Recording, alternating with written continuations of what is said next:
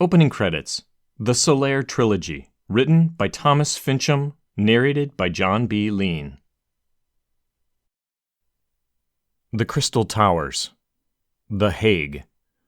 Two men stood by the window and stared out at the old cobblestone street below. "This is terrible," the first man said in an English accent. The second man was silent, but he understood. The Englishman continued, "The international community is keeping a close eye on us. Unless we make solid progress, we will be deemed irrelevant." The second man shook his head and said in a Dutch accent, "The mission in New York was a total failure." "It doesn't have to be," said a voice from the other end of the room. They both turned. They'd forgotten he was still there. The Englishman said incredulously, "The agent was found dead by the local police. It was a complete disaster and a foolish mistake." "The mistake was that you sent an agent. We were lucky it didn't lead back to us. We have to send someone else." The Dutchman asked, "If not an agent, then who?" The man smiled. "I have someone in mind." Toronto. The heavyset man was sucking down spaghetti like it was his last meal. Sauce covered his lips and chin. He grunted as he inhaled more noodles. Behind him, two burly men merely sipped water. Unbeknownst to the patrons of the restaurant, the two men were bodyguards for the spaghetti-loving gourmand, and they each packed automatic pistols. A waiter approached the man. "Is everything to your liking, sir?" "Yeah," the heavyset man replied. "Give me another plate." "Of course, sir." The waiter soon reappeared with another plate of spaghetti. "Sir, if you don't mind me saying, you have something on your chin." The two bodyguards gave the waiter a hard look. The heavyset man touched his chin and then turned to his bodyguards. "At least someone's got the balls to tell me I look disgusting." Neither of his bodyguards said a word. "Sir," the waiter said, "you would be more comfortable if you took off your jacket. Allow me to assist you." The waiter went around and proceeded to remove the heavyset man's jacket, which he then placed on the man's chair. The waiter snapped his wrist, and as if by magic, out came a cloth napkin. "Sir." The heavyset man turned to his bodyguards. "Now that's what I call service." The heavyset man loosened his tie, unbuttoned his shirt collar, and allowed the waiter to place the napkin firmly on his lap. "Is there anything else I can do for you?" the waiter asked with a slight bow. "Nah, that's fine. I'll make sure you get a good tip." "You're very kind." The heavyset man resumed gorging on his meal. The waiter disappeared into the back. Instead of returning, the waiter moved past the kitchen and emerged from the back of the restaurant. "Thanks, Luigi," he said, handing the restaurant's owner a few bills. He got on a 1974 BMW motorcycle and rode off. 2 hours later, the motorcycle rider turned into a back alley. He parked the bike behind a dilapidated house.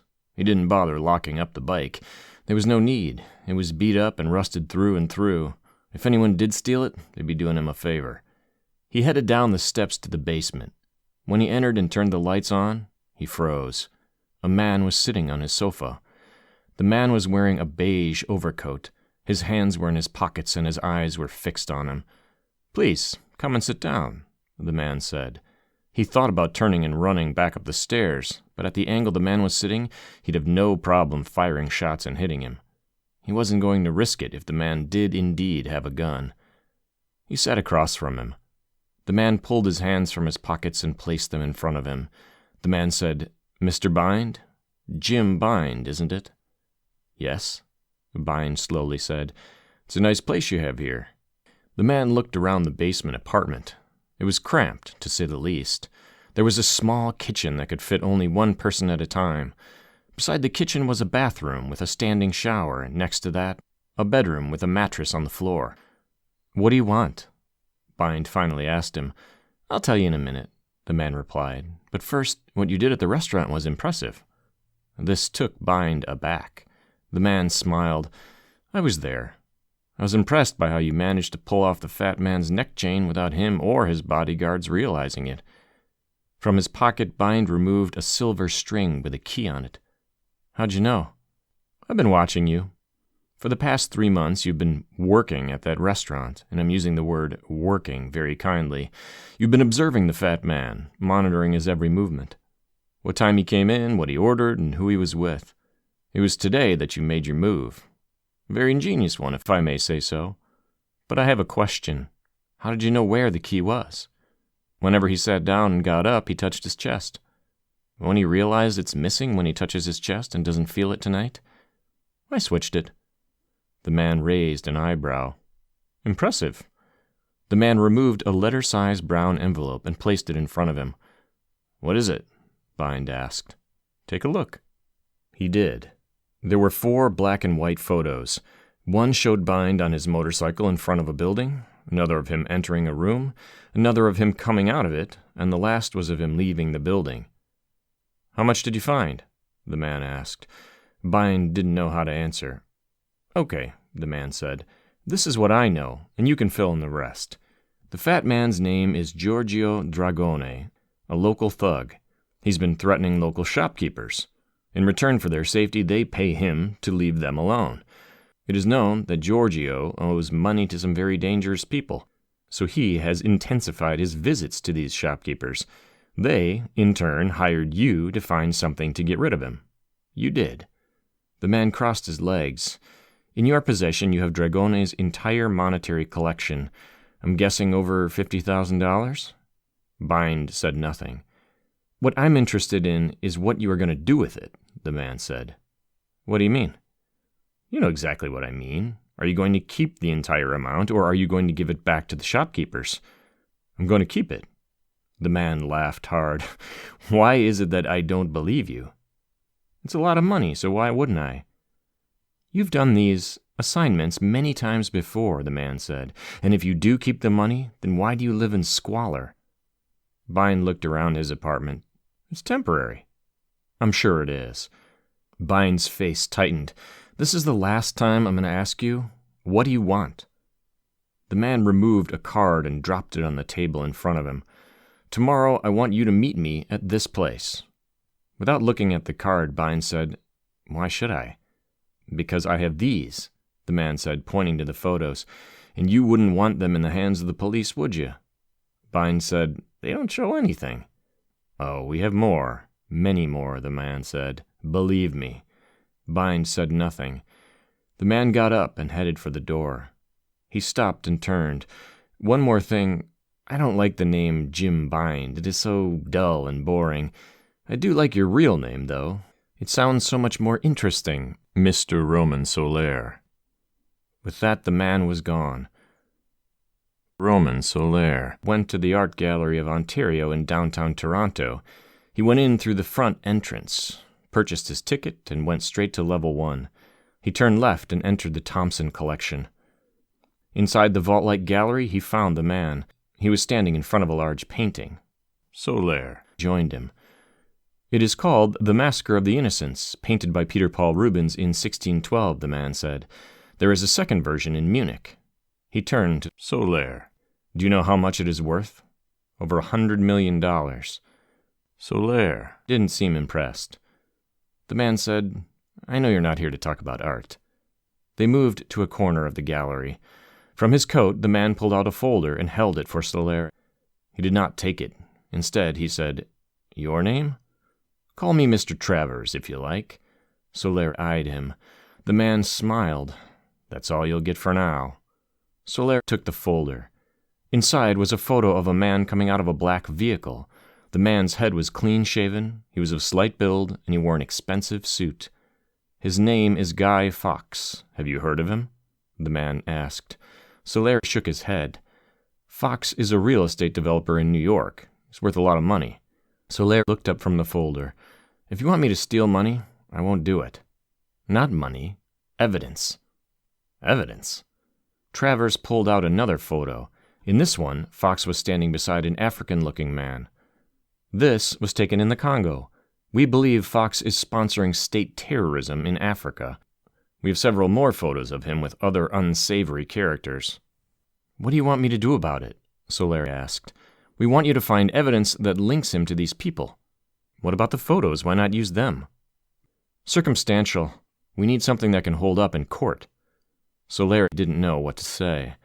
Fox is having the grand opening of his new venture, Crystal Towers, in New York City. We want you to go there and find the evidence we need. You're not even telling me what exactly I'm looking for. If we knew, Mr. Solaire, then we wouldn't need you. Why should I do it? We have your photos.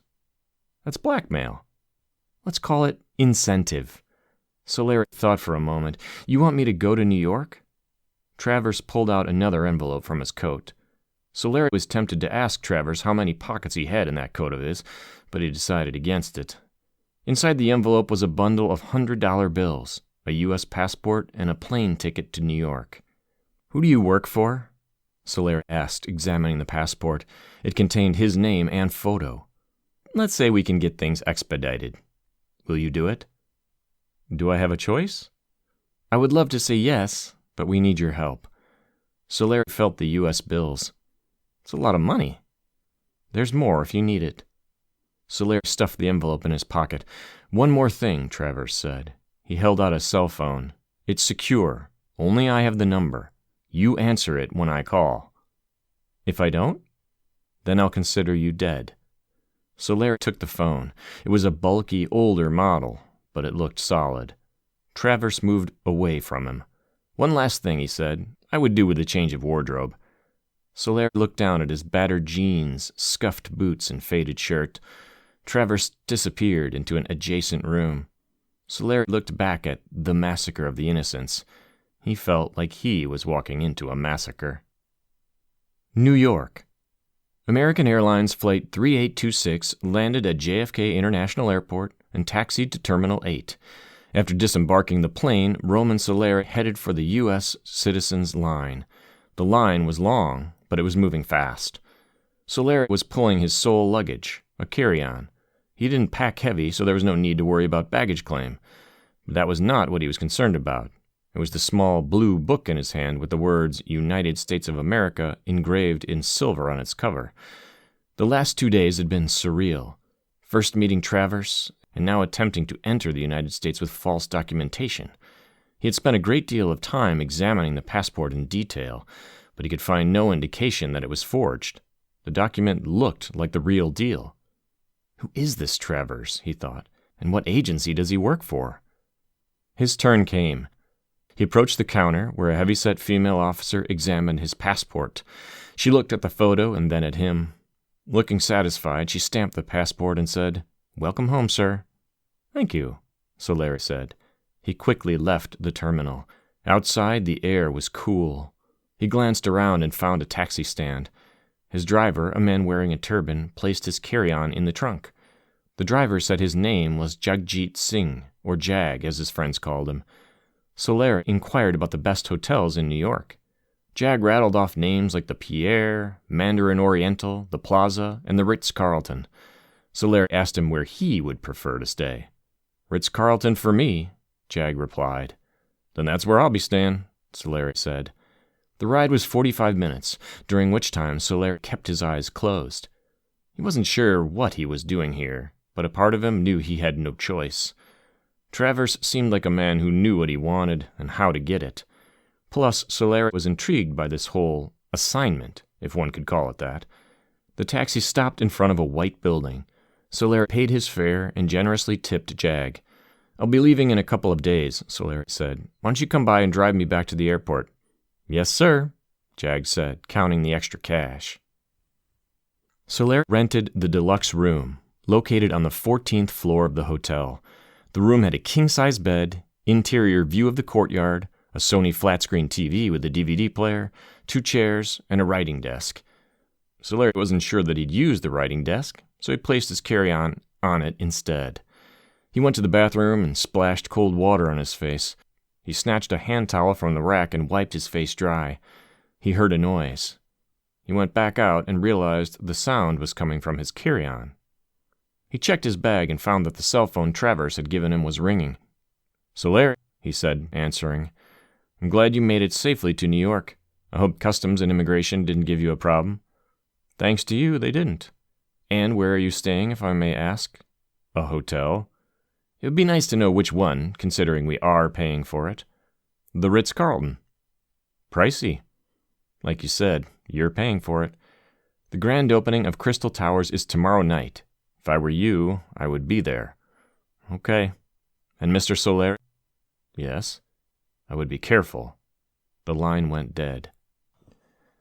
Solaire left the hotel and headed for the first place on his agenda, Brooks Brothers on Madison Avenue. A short, slim, and exceptionally dressed man assisted Solaire in choosing a suit.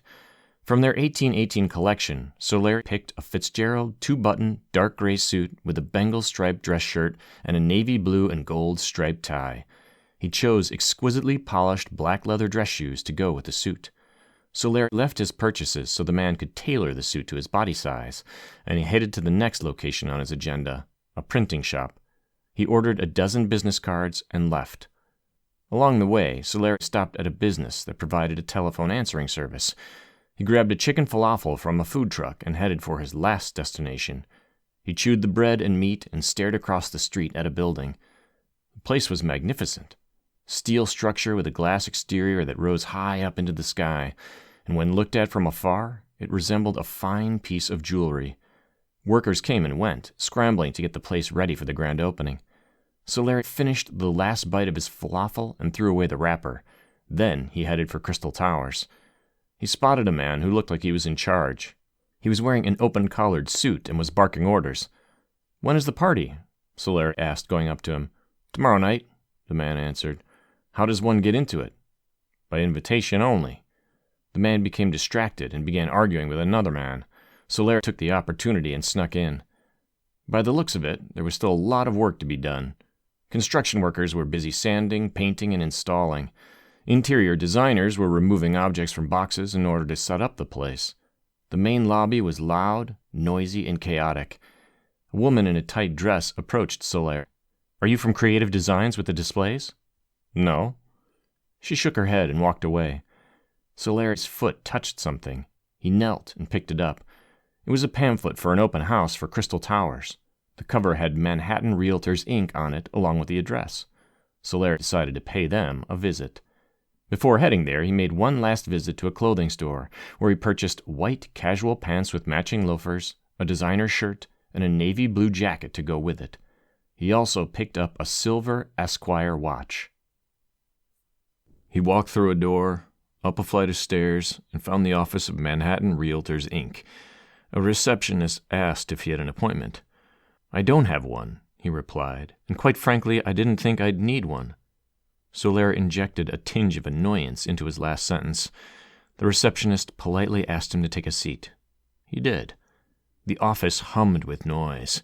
Solaire sensed that there was a lot happening in the back. Telephones were ringing. Fax machines were devouring documents, and photocopiers were spitting out papers. A woman approached him.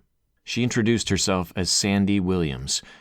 Her dark brown hair matched her hazel eyes, and her lips were painted red. She was wearing a black business suit. "What can I do for you?" she asked. Solaire held up the pamphlet he'd picked up from Crystal Towers. Sandy smiled. "That's one of our biggest projects. Follow me." She led him to a corner cubicle.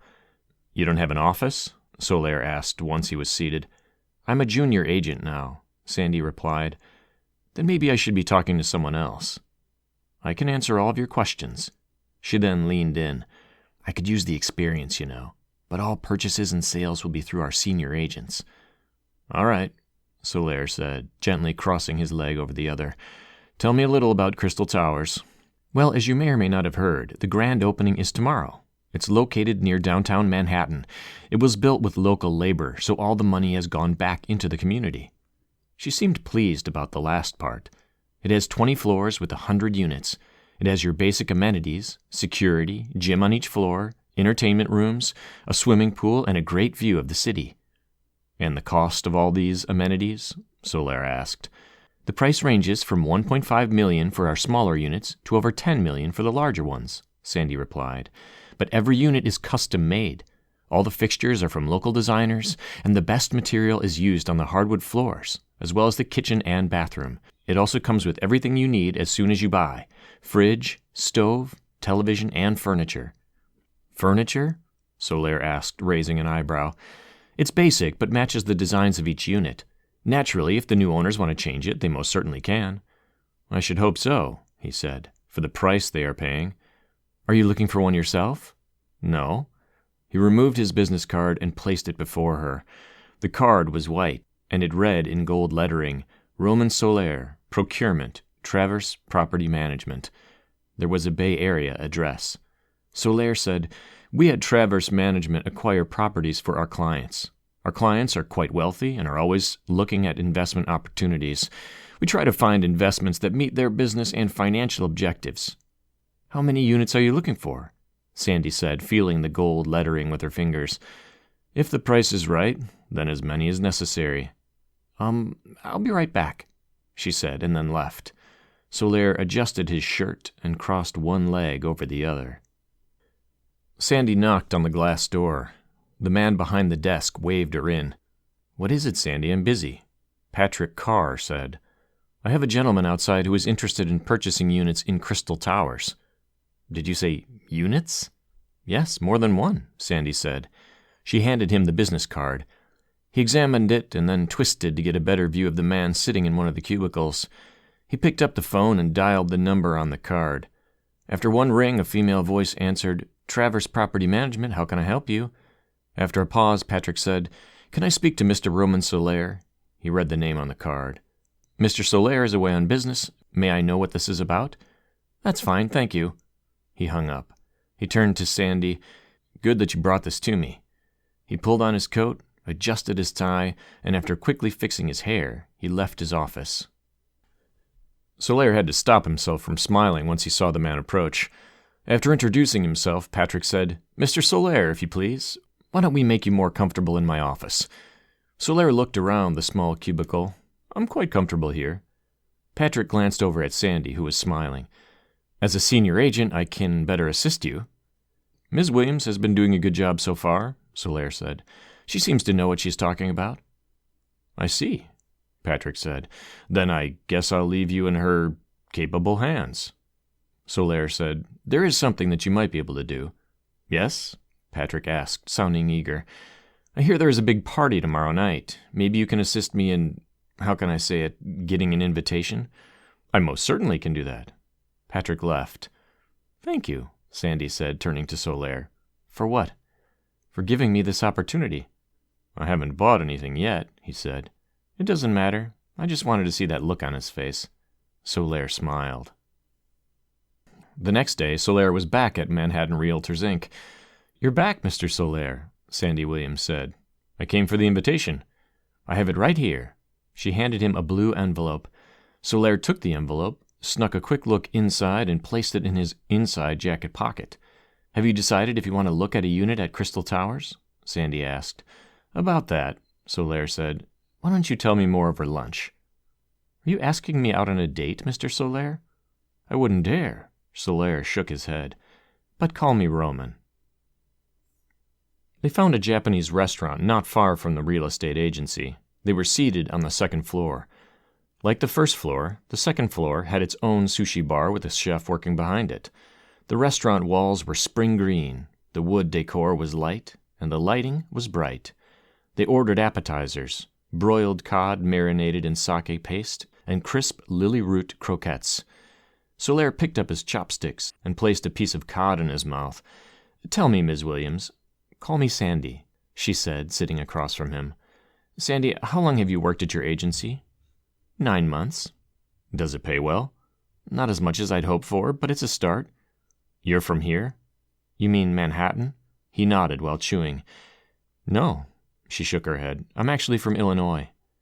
"So what is a girl from Illinois doing in a big city like New York?" "Work, money, fame. Like everyone, I came for the big lights." Solaire paused. "You mean Broadway?" Sandy blushed. "I know it sounds so Hollywood, but yeah, I wanted to be on stage." "Then what are you doing selling real estate?" "I'm not actually doing any selling right now, but a girl's got to pay the bills." Trays containing their meals were placed in front of them. They held 9 varieties of sushi, including bluefin tuna, Spanish mackerel, and shrimp and tamago. Sandy said, "What do you do, Roman, apart from property hunting for wealthy clients?" "I do everything." He leaned closer. "Do you want to know what I really do?" She squinted. "Yes." I procure information from my clients that they otherwise might not be able to gather. Sandy looked confused. For instance, I'm here in New York to get information that might give my clients the upper hand. You mean whether to invest in Crystal Towers or not? Precisely. She smiled. And here I thought you invited me for pleasure. He smiled back. Who said business and pleasure can't go hand in hand? Okay, she said. Now that I know your true motive, ask me what you like. Tell me about the developer of Crystal Towers. You mean Guy Fawkes? Sandy laughed and shook her head. He's a real piece of work. I'm listening. I shouldn't be telling you this. You're the buyer. I may be the buyer, but you're not selling me anything, are you, Sandy? Yeah, I guess. Patrick does the selling, she conceded. Okay, about Guy Fawkes. Wherever he goes, he doesn't go without his bodyguards. Why does a developer need security? That's what I thought, too. She leaned in. I think he's in business with the wrong people. What kind of people? I don't know, but people he might need protection from. Why is your agency in business with him? Why wouldn't they be? If they sell all the condominium units, they make millions just on commission. Tell me more about Fawkes. He's loud and obnoxious. I've heard him screaming at our agents. He believes we're not pushing hard enough to sell all the units. Over 75% of them have been sold already, and with the grand opening tonight, we hope to sell the remaining in the next month. I still have an opportunity to buy units. You do, except for one. Solaire waited. The most exclusive unit, which is located on the very top floor, Fawkes will keep for himself. It's really to keep his wife happy. He's married? What I heard is that Guy Fawkes never does any business under his name. Everything is done through his wife. Why would he do that? I don't know. Maybe he doesn't want his wife involved in his other business dealings. So he cares about her. Maybe just enough not to get her in trouble. Or to legitimize what he's doing as a developer. She glanced at her watch. I better get back at the office. We've got a lot of work to do for tonight. She got up. I guess I'll see you then. Now that I've got my invitation, you most certainly will. He watched her leave and waited for the bill. Solaire thought hard about the evening to come. At the grand opening, he might have to introduce himself to Guy Fawkes. The man brushed Solaire's lapel and adjusted his collar. He then moved back to allow Solaire to view himself fully. The suit fit him perfectly. The sleeves were just the right length, and the hem was cut precisely to his height. How do you feel, sir? The tailor at Brooks Brothers asked. Like a successful property manager. Solaire headed to his final stop. Several salesmen got up when he entered, noticing his expensive suit. The manager himself came out of his office and introduced himself. Welcome to BMW, sir, he said, extending his hand. Solaire shook it. Any models you have a preference for? I'm not picky. Are you looking to buy or lease? The manager asked. I'm looking to rent. The manager looked confused. We don't rent vehicles at this location. That's too bad, Solaire said. I need it just for tonight. One night? Yes, for the grand opening of Crystal Towers. It's a shame you don't rent, though. The manager suddenly smiled. We can always make exceptions. Please, follow me. He took Solaire to the back of the showroom. This is one of our finest models. The black BMW 6 Series glistened under the showroom lights. It was a two-door convertible model. I think you would look very nice if you drove up in this, the manager said. Solaire examined the vehicle's body. I think I would too. The drive to Crystal Towers was quick, but the drive up to the front door was not. Cars were lined up bumper to bumper as they slowly made their way to the entrance. An attendant held the BMW's door open for Solaire as he got out. Nice car, the attendant said. I know. Crystal Towers was even more beautiful at night, glowing under the moonlight as if the light was reflecting off of a diamond. Solaire strolled over to the red carpet and up to the two-door entrance. He held the invitation up for a guard to see and then entered. Loud music blared all around. A DJ was spinning records on the back. The front lobby of the building had been transformed into a nightclub. The lights were low, and people were milling about with glasses in their hands. Solaire spotted the makeshift bar and approached the bartender. Iced tea, no ice, he said. The bartender looked at him as if he had not heard him. Solaire said more slowly, I'll have a glass of iced tea, but no ice in it. When the bartender had finally comprehended Solaire's order, he moved away. Solaire surveyed the party. There was no sign of Guy Fawkes. He felt someone beside him. He turned. It was Sandy Williams, and she looked exquisite. She wore a strapless black dress and high heels. Her hair was smooth and fell down her back. "Glad you made it," she said, holding a glass. "I wouldn't miss it for the world." His drink came. "Quite a party," Solaire said. "It's the party to be at." "I guess I have you to thank for it." He raised his glass. "Not me, but him," Sandy said. Patrick Carr approached them.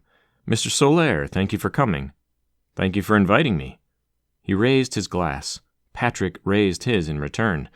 "Do you like what you see so far?" Patrick asked. "Manhattan Realtors can help you get the best properties at the best price." "I don't doubt that," Solaire said, "but I don't invest my clients' money until I have at least met the developer." Patrick understood. "Mr. Fawkes will be arriving soon, and I will personally introduce you to him." "I'd appreciate that." Patrick walked away. "I can't stand him," Sandy said. "He seems nice," Solaire said. "He's nice only to his clients, not his employees." Solaire sipped his drink and then set it down. "Do you know which way the men's room is? I would like to freshen up." "I thought only women did that," Sandy said. "It's the 21st century. The rules have changed." She pointed to the end of the lobby. He left her and headed in that direction. He slowed at the elevators. 2 seconds before, he had seen 2 men in dark suits board one of them. Solaire pulled out his cell phone and acted as if he was texting someone. He saw the elevator stop on the 20th floor. Solaire then headed for the men's room, but instead of going into it, he turned and found the stairs. He jogged up the stairs to the 2nd floor. From there, he took the elevator to the 20th floor. He got off and spotted the same 2 men at the end of the hall. Once they saw him, they quickly approached. "You're not supposed to be here," one of them said. "I bought one of the units and I just wanted to see it," Solaire pleaded. "Not on this floor, you didn't." "This isn't the 19th?" "Nope." "Sorry, fellas." Solaire went back into the elevator. He went down to the 2nd floor and took the stairs back to the 1st. He found Sandy where he'd left her. "You're sweating," Sandy said. "Am I?" He wiped his temples. The bathroom was all the way in the back. There was a bit of commotion near the building's entrance. Solaire turned and saw Guy Fawkes coming in. On his arm was a stunning woman, his wife. She had radiant olive skin, jet black hair, and dazzling dark eyes. Guy Fawkes, on the other hand, looked exactly like his picture. His head and face were clean-shaven, he was of slight build, and in person, he looked much taller. The couple smiled as they were greeted by the guests. Solaire noticed how Fawkes's bodyguards discreetly blended with the crowd. "They sure know how to make an entrance," Sandy said, sipping her drink. After a few minutes of pleasantries, a microphone was handed to Fawkes. "Thank you, friends and honored guests. I can't say enough what a pleasure it is, on my wallet, to finally see Crystal Towers complete." There was a smattering of laughter. "It's been a 4-year journey, one I thought would never end. But after 2 delays, we are finally able to say we have one of the most luxurious buildings in all of New York." There were cheers. "It has always been one of my dreams to develop a project in Manhattan, and I would like to thank all those who have worked hard in making this dream of mine come true." Fawkes smiled at his wife. She smiled back in return. "I think this would also be a good time to especially thank the new owners who bought units at Crystal Towers. There were a few hoots and even a whistle. Without you, this building would have never existed." More laughter. "Enjoy tonight. Tomorrow you will all receive the keys to your new homes. I hope Crystal Towers is everything you have ever wanted and more." Guy Fawkes put down the microphone and began shaking hands with the other guests. Solaire finished his drink. Patrick brought Fawkes over. "Mr. Fawkes, I would like you to meet Mr. Roman Solaire." They shook hands. "Mr. Solaire is looking at investment opportunities for his wealthy clients," Patrick said. Fawkes smiled. "We welcome that." "I've heard great things about Crystal Towers from Sandy here," Solaire said. Fawkes turned to Sandy, unsure who she was. Patrick quickly interjected. "Sandy Williams works at Manhattan Realtors." Fawkes just smiled. Solaire said, "I prefer to know who I'm buying from before I do it." "Understandable," Fawkes said. "I don't do any business unless I've met the other person myself." Solaire's mind flashed back to the photo of Fawkes with the African man. "Indeed," Solaire replied. Why don't you drop by my office tomorrow, and I'll try to alleviate any concerns that you may have, Fox said. I would appreciate that. Suddenly, a woman appeared beside Fox.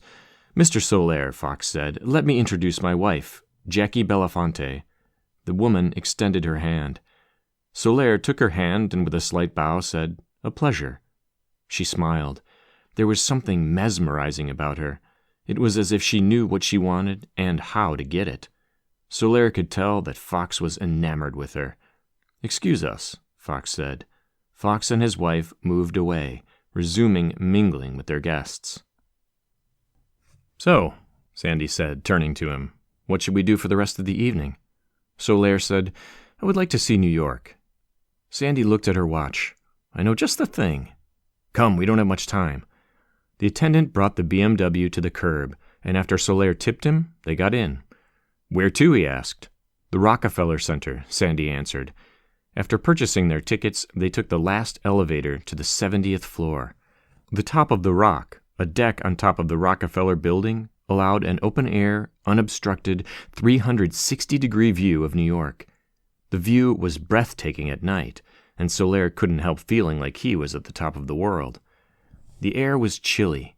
Solaire took off his coat and placed it around Sandy's shoulders. Thank you, she said. Thank you for bringing me here. Solaire could see the Empire State Building, Central Park, the Chrysler Building, and in the distance, the Statue of Liberty. The city looked vibrant and alive. When I came to New York, Sandy said, I felt like I didn't belong here.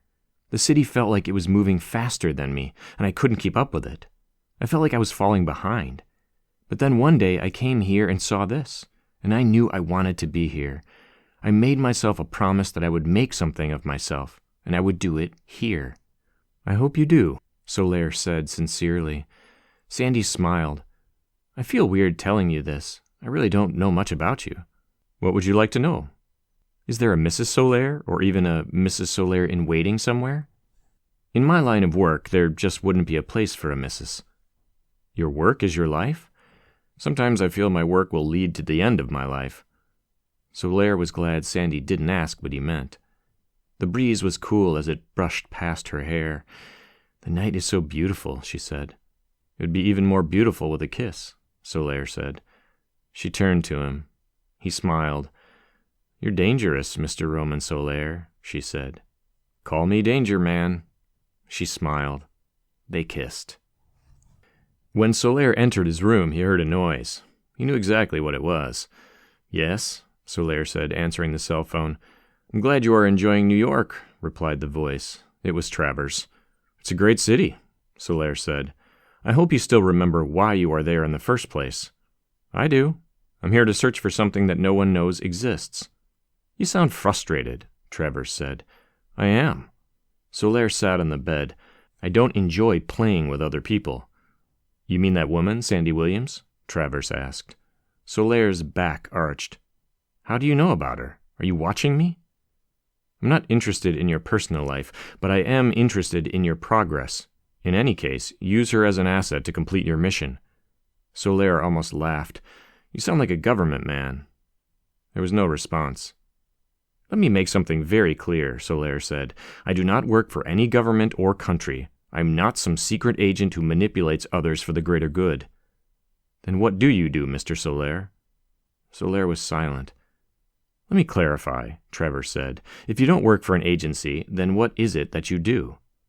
I don't know, Solaire said. Let me tell you what you do. You are good at finding that one thing that otherwise may never be found.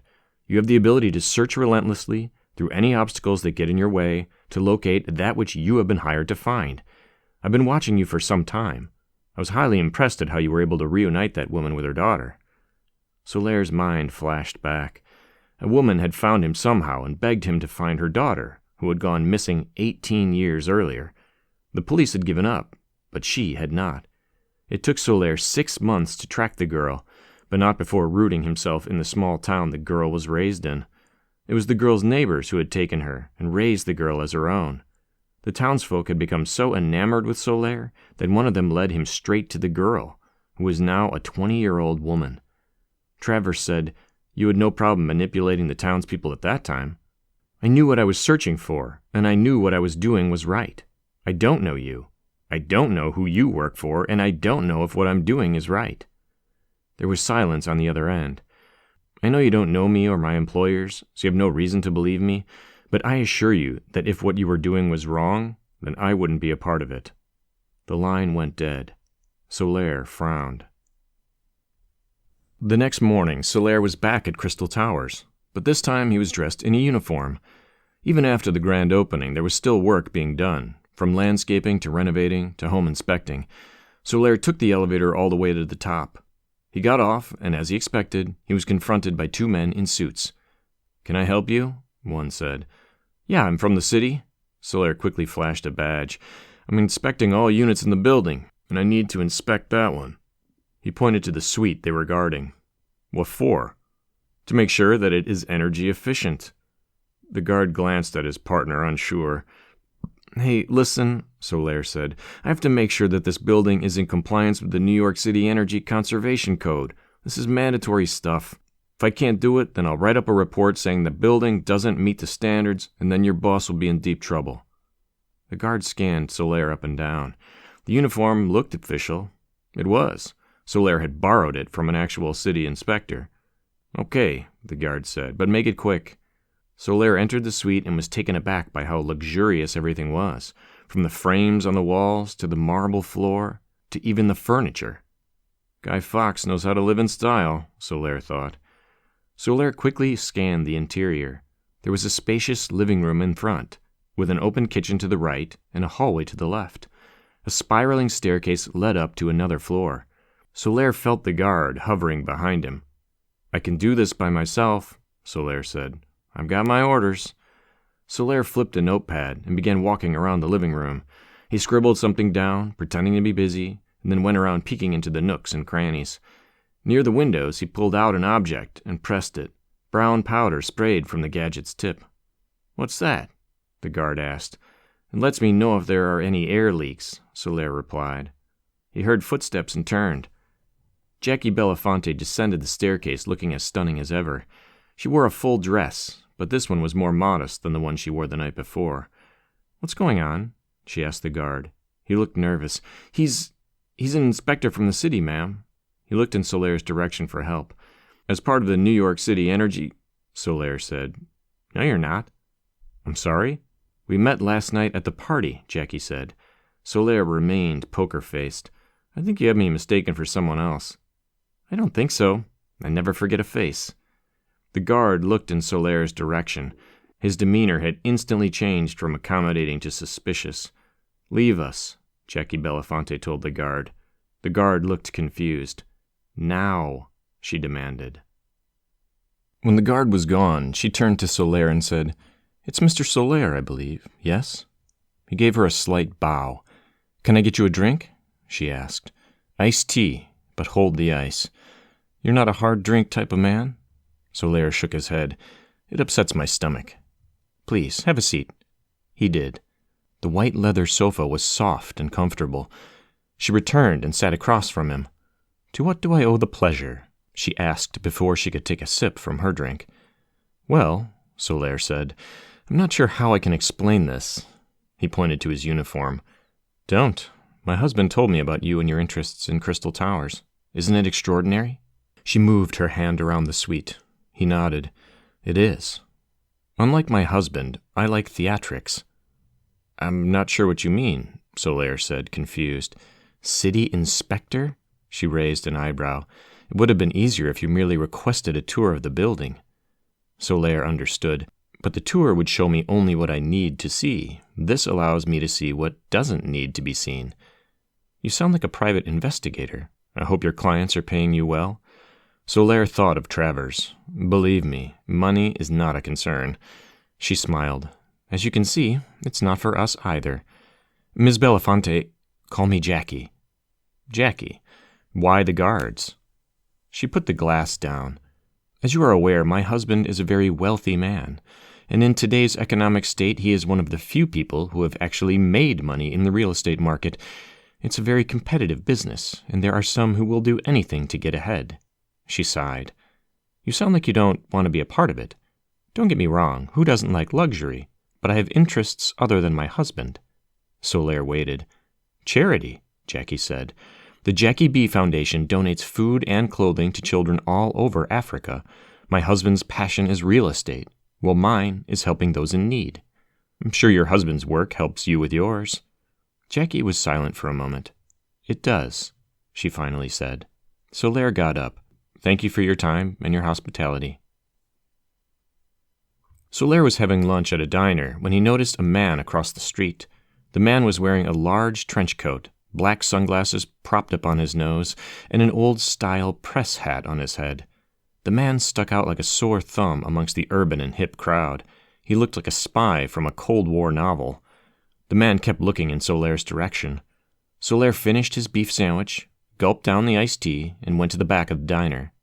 Instead of going into one of the bathrooms, he turned left and went straight through the kitchen. He apologized to the staff who were shocked to see him and exited through the back. He circled around the building. The man was no longer standing where Solaire had last seen him. Instead, he was standing in front of the diner, peering through the window. Solaire approached him from behind and stuck 2 fingers into his back. Don't turn around, Solaire said in a deep voice. The man was startled. Follow me, Solaire commanded. He obliged. They walked down the street and into an alley. Turn, Solaire instructed. The man did so.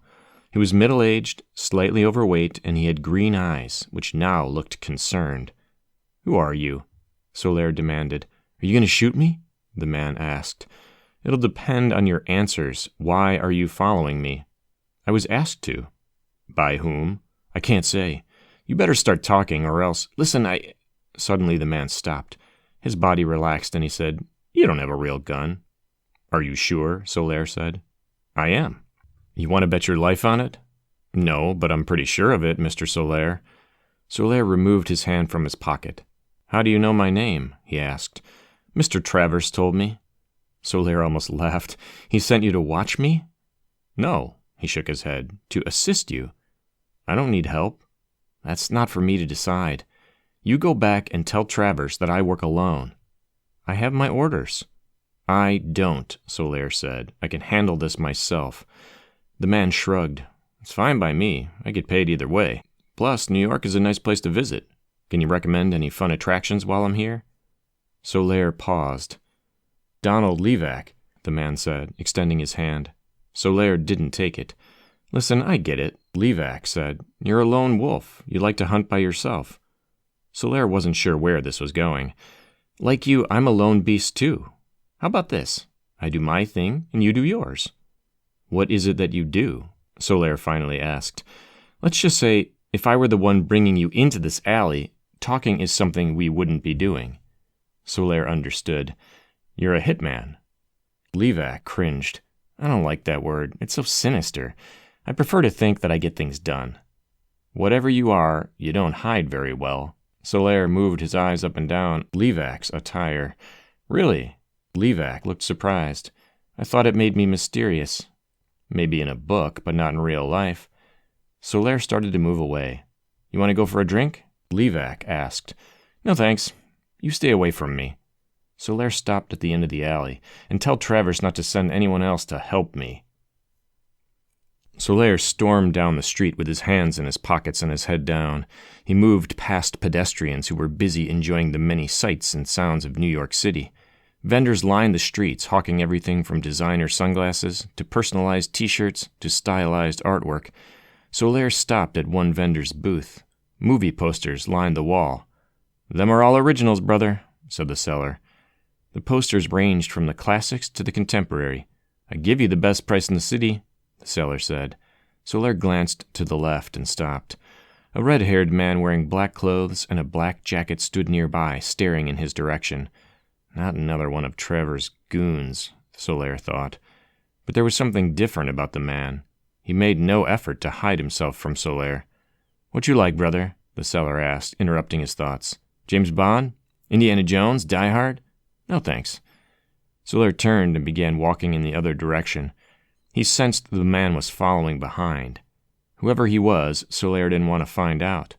Solaire quickly crossed the street and hurried his steps. He noticed the man did not cross, but kept pace on the other side. Solaire turned sharply around the corner. He then dashed down the block, narrowly missing pedestrians. When he had passed 2 full blocks, he stopped and glanced back. The man was nowhere to be found. Solaire controlled his breathing. He quickly steadied his heartbeat. This was too easy, he thought. His instincts were correct. A block away, the man reappeared. They both locked eyes. The man went into a full sprint. Solaire did the same in the opposite direction. Up ahead, at the end of the block, were stairs leading down to the subway. Solaire sped up, aiming for the steps. Suddenly a black SUV appeared around the corner, cutting him off. Solaire tried to maneuver around the vehicle, but someone pushed him from behind. The momentum propelled him forward, straight to the SUV's open doors. A man grabbed him. Another placed a bag over his head. He was shoved into the back seat. His hands were fastened together. Solaire felt the SUV lurch forward and then squeal away. The bag was pulled off his head. A chill hit his damp face. He blinked. It was dark. A bright light was flashed in his eyes, blinding him. He squinted. 2 more lights were turned on. He quickly took his situation in. He was seated on a chair with his wrists tied behind his back. He moved his head around. He was in a room, but where? Then it dawned on him. The metallic sounds emanating from the walls informed him that he was in a shipping container. Solaire shivered. It wasn't particularly cold, but the feeling of emptiness made him so. Behind the strobe lights, a figure emerged from the shadows. It took Solaire a second to recognize him. It was Guy Fawkes. "You have not been honest with me, Mr. Solaire," Fawkes said, standing before him, "if that is your real name." "It's the name I go by," Solaire said. Fawkes's lips curled into a smile. "I'm sure." "Is this how you conduct your business?" Solaire asked. "No, but you're not really a businessman, are you?" Fawkes smiled again. "I don't know what you mean." "I'm sure you don't." Fawkes walked around him, his hands behind his back, as if he were a teacher reprimanding a student who had been a very naughty boy. A chair was placed in front of Solaire. Fawkes sat down. Behind him, Solaire glimpsed the red-haired man. There was a twinkle in the man's eyes. Fawkes crossed one leg over the other and said, "My wife told me you had dropped by unexpectedly." "It was for my business." "Ah, yes," Fawkes said. He pulled out a card from his jacket pocket. "Travers Property Management." "How fascinating. What is it that you do?" "Let me remember. You provide investment opportunities to your clients, yes? Well, we called the number, and we spoke to a very nice woman. She assured us that Travers Property Management did, in fact, exist, but she failed to realize who she was talking to." Fawkes's smile widened. "I know people who know other people. We sent someone to the address, and surprise, surprise, there is no Travers Property Management. Why is that now?" "I can assure you there is a Mr. Travers," Solaire interjected. "And who is he?" "I wish I knew." Fawkes adjusted his jacket. "Then let me ask, who are you?" "You already know my name." "Okay, then what do you want from me?" "Information." "Information?" "Yes. You are funding terrorism in Africa, and I want to know how." "Terrorism?" Fawkes almost looked offended. "We have photos of you with known terrorists in Angola, Sudan, Congo, the list goes on." Fawkes paused and sized Solaire up. "Yes, it's true that I've been in those countries, but not for the reasons you think." "Then for what?" "Business relations. You can call it whatever you like." Fawkes's eyes narrowed. It is unwise to accuse someone when you are in the position you are in now. Solaire fidgeted, but the restraints held tight. Fawkes said, "Even if you found something that somehow linked me to the crimes that you are accusing me of, what could you do? I'm an American citizen. I cannot be extradited. Who has the authority to prosecute me, except for the Department of Justice? And," Fawkes leaned forward, "they won't do anything about crimes outside U.S. soil." Solaire didn't have an answer. "Plus I'm a citizen in good standing." Fawkes beamed proudly. "If you had stayed at the grand opening, I would have introduced you to the mayor." The restraints cut into Solaire's wrists. "Who do you work for?" Fawkes asked. "I don't work for anyone." Fawkes almost laughed. "You take me for a fool, Mr. Solaire? You want me to believe that you are here on your own to find some evidence that links me to crimes in another continent?" Solaire said nothing. "I was wrong about you. I thought you were a smart man, but we all make errors in our judgment." Fox got up. "The biggest error you made is believing that I'm involved in terrorism." Fox got closer, their eyes inches apart. "Look at my eyes. Do I look like someone who is capable of that?" "We are all capable of much worse," Solaire said. Fox nodded and moved away. "You're right, I suppose. For what it's worth, I'm only a businessman. Nothing more, nothing less. My ambitions have nothing to do with what happens in another country or continent, for that matter. I'm only interested in making money and leaving my mark in this world. My buildings will outlive me, and if you want to outlive anyone else, Mr. Solaire, my advice would be for you to take up another line of work." Fox moved to the edge of the light. "One more thing. There was another person I caught trying to meddle in my affairs. He was found shot many times. I assure you that I had nothing to do with it. It is, however, regrettable what happened to him. But I suspect he had other enemies than me, and they weren't very forgiving." Fox turned to the red-haired man. "Show Mr. Solaire our hospitality, and then send him on his way." Fox disappeared into the shadows. When the metallic door of the shipping container closed, the red-haired man turned to Solaire. He had a smile on his face. It was both menacing and threatening. He rubbed his knuckles and tightened his fist. He swung hard at Solaire's face. The impact knocked Solaire and the chair over. Blood spurted out of his upper lip. The man lifted him up and placed him back in a sitting position. Solaire could taste the blood in his mouth. He spat it out. "Okay, I get the point," Solaire said. "Are we done?" The red-haired man smiled, this time revealing his crooked teeth. "No, Mr. Solaire, we are just getting started." He swung the back of his fist against Solaire's temple. The pain shot through Solaire's head. Solaire tried to shake it off. The side of his face burned and his temple ached and throbbed. The next hit was straight to the midsection. Solaire almost keeled over. He coughed. Blood shot up his throat. He vomited. "You're making such a mess," the man said. Between breaths, Solaire said, "Then maybe you should stop. Maybe you should just die first." "Your boss wouldn't like that." "He's too soft," the man said. "Our orders don't come from him." He swung again and again. Then he pulled out his gun and aimed it at Solaire, who was barely able to keep his eyes open. "2 bullets," the man said. "That's all I need for you." The last guy was a professional. He required many, many more.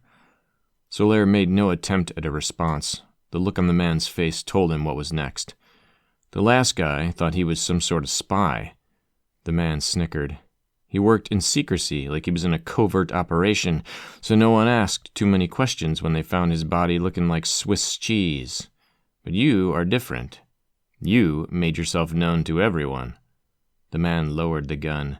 "Making you disappear will be much harder." He then leaned closer. "If I were you, I would go back to wherever I came from." With the butt of the gun, the red-haired man hit Solaire across the head, blacking him out. He felt something wet on his cheek. First, it was droplets, and then it came on heavy. Within seconds, his face was soaked. He opened his eyes and blinked. It was raining, and hard. He was on his side, lying on a hard surface. He felt it and found it was wooden. He heard noises in the distance. He pushed himself up. He was on a bench, surrounded by trees. A man and a woman were walking toward him, laughing as they sought to escape the rain. When they got near, the man looked at Solaire. His eyes widened with shock. The woman gasped. "You okay, buddy?" the man asked. "Where am I?" Solaire asked. "Central Park." Solaire's entire body hurt. His face probably looked much worse. The man eyed him. "You sure you're okay?" "I'm fine, thank you. I can call 911. I just need to get home." The cab driver dropped him off at the Ritz-Carlton's entrance. The doorman was shocked to see him enter, but Solaire brushed by him before he could say anything. He caught the elevator up. An old woman wearing an expensive mink coat and fine jewelry stared at him. Even her little dog kept his big round eyes trained suspiciously on him. He got off on the 14th floor and went to his room. He slowly and painfully removed his clothes. He then went into the bathroom to survey the damage. It wasn't as bad as he had imagined. It was worse. Solaire's face was covered in cuts and bruises. He cleaned his wounds with a hand towel. Pain shot through him whenever he took a deep breath. Dark, purplish patches were at the top and sides of his stomach. His ribs weren't broken. That would have been too painful to bear, but they were bruised. So was his midsection. He avoided touching them. He turned on the shower and let cold water flow over his battered body. He pulled on a bathrobe and went out. He sat on the edge of the bed. His mind was too exhausted to think. He placed his head on the soft pillow. He closed his eyes. Within seconds, Solaire was fast asleep. A noise woke him up. It was annoying, but familiar. Solaire tried ignoring it, but it was relentless. He pushed himself off the bed and went to the writing desk. He picked the phone up and said, "What do you want, Travers?" "Glad you're still alive, Mr. Solaire." "I'm glad, too." "I hope the damage wasn't permanent," Travers said. "I'll have to wait and find out. It seems this may have been too much for you to handle." "I can handle it just fine." "Even after all that you have endured?" Travers sounded surprised. "Yes." "I did send help." "You mean an assassin?" "He can be whatever you like him to be." Solaire felt rage boil up inside him. "If you wanted Fox dead, then why send me?" "No, we do not want Fox dead. Please get that straight. If we wanted him dead, he would have been dead years ago. We want him alive." "Then why send Donald Levac?" "He's not there to kill Guy Fawkes. He's there so that you don't get killed." "It sounds like you care, Travers." "I don't. We just don't need another dead body." "You mean the previous man you sent?" "He was an agent with another organization, British intelligence.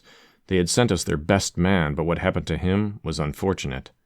The same thing could have happened to me. And where was Levac when I was getting my face pummeled?" "You're still alive, aren't you?"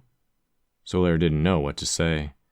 Travers said, "I'm afraid I may have overestimated your abilities. It was, perhaps, not right to put you in this situation. I can finish it. I'm sure you think you can, but it has gotten very dangerous. We don't need another casualty on our hands. I can, and I will, finish this." "Are you sure?" "Something doesn't add up, and I need to find out what that is." Solaire went back to bed and closed his eyes. His mind was racing now, analyzing everything that had transpired earlier. Body language, specific conversations, what was said, and most importantly, what was not. All was now very crucial. He had missed something, but what was it? He had been very careful in planning out his investigation. Soon his mind grew foggy and he fell asleep. There was a knock. His eyes snapped open. He listened. Someone was at the door. He painfully jumped to his feet. The knock came again. He went into the bathroom and removed the metal rod from the towel hanger. He approached the door. "Who is it?" "There's a package for you, sir," a male voice said. "At this late hour?" Solaire thought. "Sorry to bother you, but it was dropped off just now, and it says it's urgent." Solaire opened the door. A boyish-looking man wearing a white jacket stood smiling. He was holding a brown box. "Thank you," Solaire said, taking it. "Remind me to tip you next time." Solaire shut the door, and after locking it, he went to the writing desk. He examined the box. It was the size of a hardcover book. Solaire weighed it on his palm. It was slightly heavy. He gently tore the side, pulled open the flap, and extracted a piece of paper. It was a handwritten note that read, "This might be useful next time." Solaire placed his fingers inside the box and pulled out a gun. It was silver and compact, but with a good grip.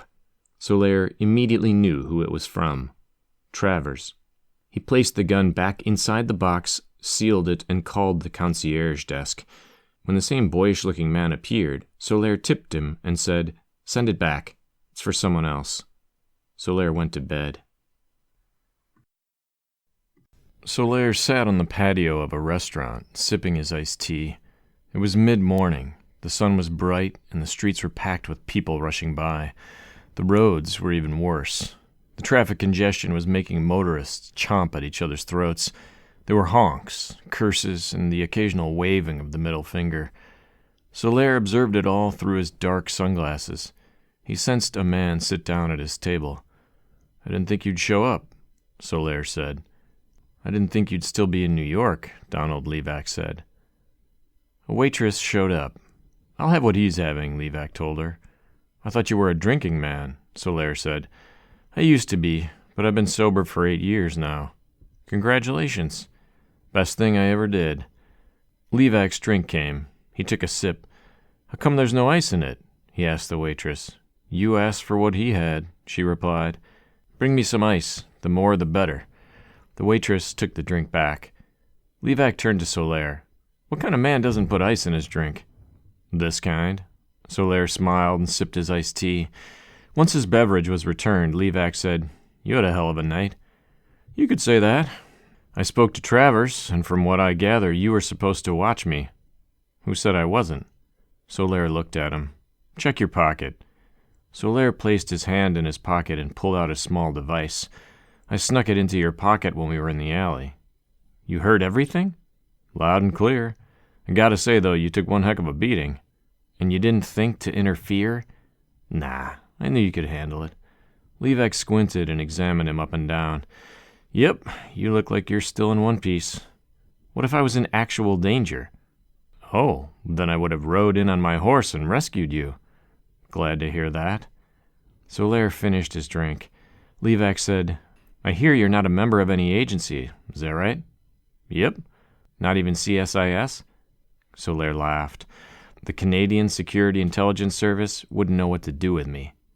"I don't know what to do with you," Levac said. Solaire looked at him. Levac looked at Solaire. "Listen, I was told to fly here and help you find something." "Travers told you?" "Yeah, who else?"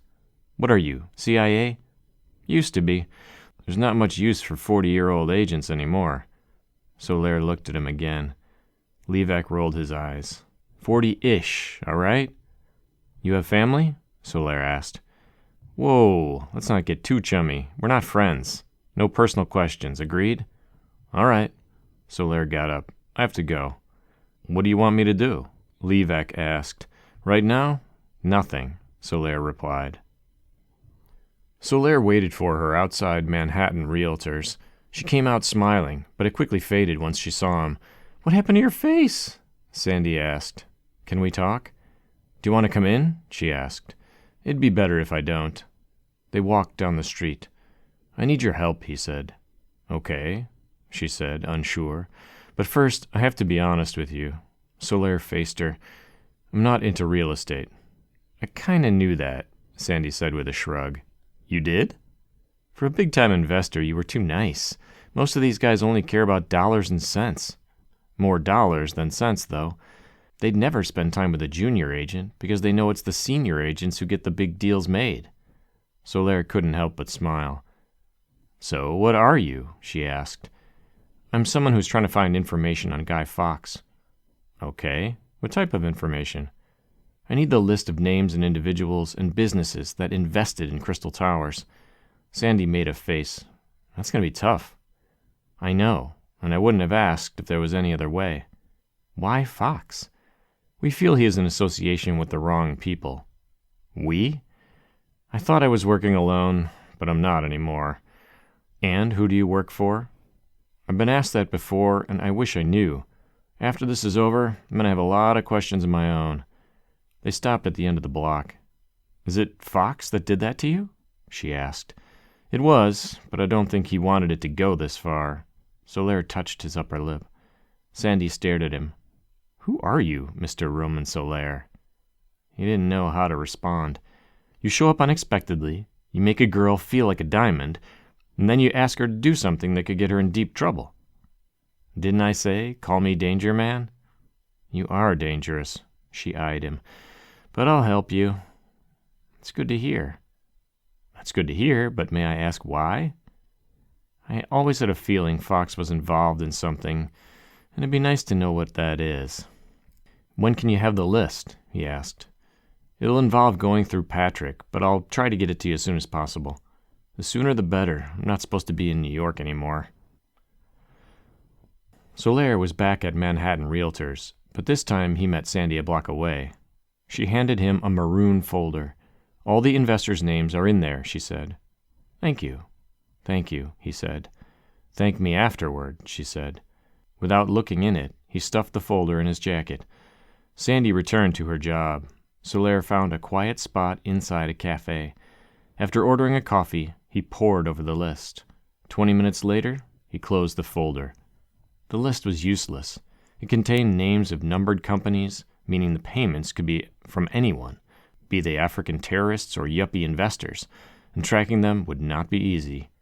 It never was, Solaire knew. Solaire left the cafe and used a payphone to call Levac. He found him standing outside an electric shop window staring at a 52-inch LCD TV. "That one would look perfect in my living room," Levac said. "And where would I find this living room of yours?" Solaire asked. Levac smiled. "Now wouldn't you like to know that?" Solaire quickly got down to business. "I have the list that contains the names of companies that invested in Crystal Towers, but it's useless." "Okay," Levac said, hoping for more. "It does give us the name under which Crystal Towers is being developed, the Jackie B Group." "Isn't that the name of his wife?" Levac asked. "Yes." "He must really trust her. Or he's very careful." Solaire looked at Levac. "Apart from being a professional hitman, can you do other things?" Levac frowned. "First, I don't like the way you phrase that, and two, yes, I can be accommodating in other ways. Can you give me the bank accounts of the Jackie B Group?" Levac thought for a moment. "I can make some calls, and I need it urgently. I'm beginning to think you always do."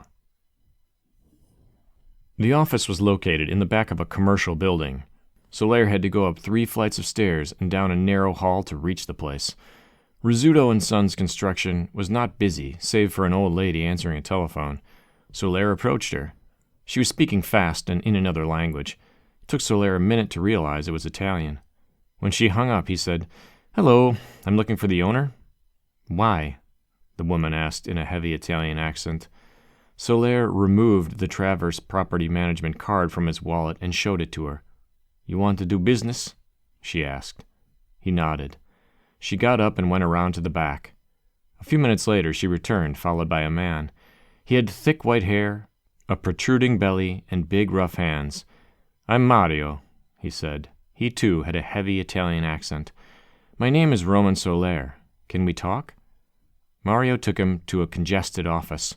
The room was filled with all sorts of construction materials. "What can I do for you?" Mario asked, taking a seat. "You worked on Crystal Towers, yes?" Hearing the name, Mario's face turned red. "Big mistake of my life," he said. "The day before the grand opening, I saw you arguing with a man." "I argue with lots of people." "He was wearing a suit and giving orders." "Oh, that was Anthony. He hired my company." "Where can I find him?" "He lives in the Crystal Towers." "What do you know about Guy Fawkes?" Solaire quickly asked. Mario's face turned red again. "He is a sneaky like a fox, and he is a crook." He pulled open a drawer, retrieved a file, opened it, and placed it in front of Solaire. The file contained yellow invoices. "See, this is the work I do. I put tiles in half of the bathrooms in the building." "And you were never paid?" Solaire asked.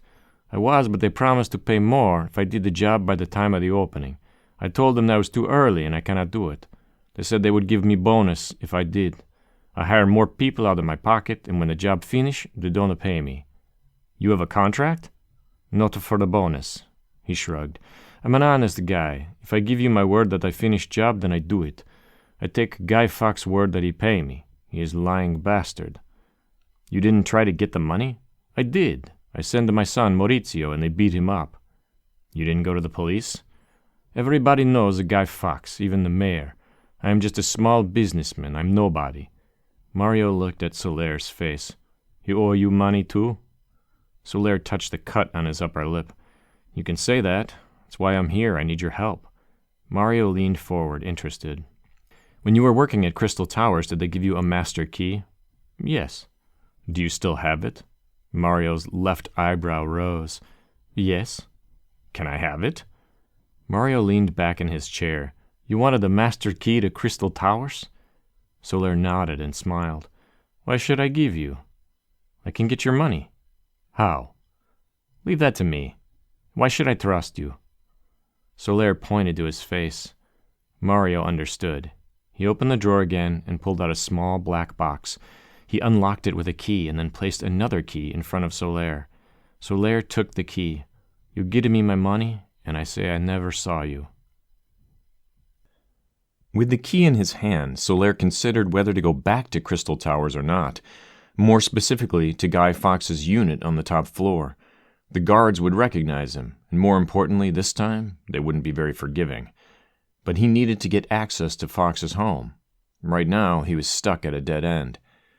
If there was something, it had to be safely hidden inside that suite. But how would he get in and out? Levac approached him. "You have it?" Solaire asked.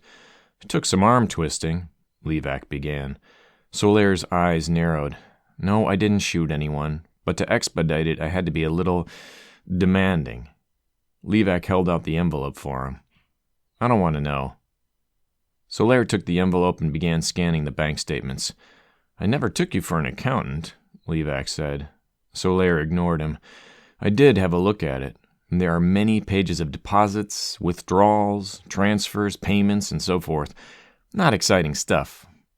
Honestly, if I had a job where I had to go through that each and every day, I would put a bullet through my head." Solaire flipped a page, stopped, flipped back, and then flipped forward again. "You find something?" Levac asked. "There is money being transferred to the Jackie B Foundation." "So?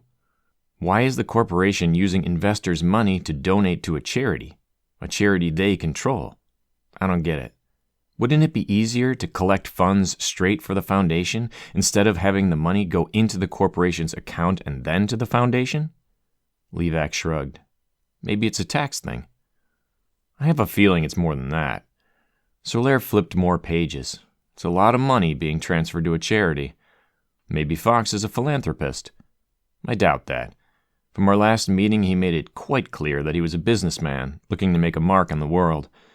Solaire placed the statements back in the envelope. "Now what?" Levac asked. Solaire thought for a moment. "I have to go back to Crystal Towers." Levac's eyes narrowed. "You sure about that?